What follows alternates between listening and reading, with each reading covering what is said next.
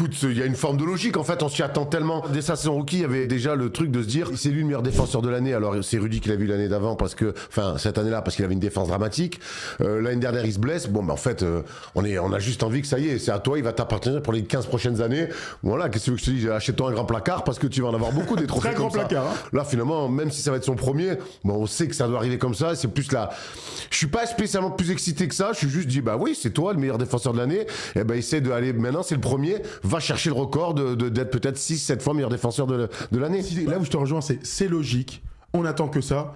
Et puis parfois, je prends du recul et je me dis, c'est incroyable. Il est en 3e saison, il a que 22 ans, c'est notre gars de France. Tu vois, c'est ça qui est complètement dingue. Hier, c'est pour ça que je parle des 35 points et de la manière dont il a dominé le match. C'est que d'un côté, il est préparé à ça, il nous prépare aussi, lui déjà depuis quelques années, à être aussi fort. Mais maintenant, on y est à ce niveau-là. Et on est au tout début, tu as raison de le souligner. On est au tout début de la domination de Victor.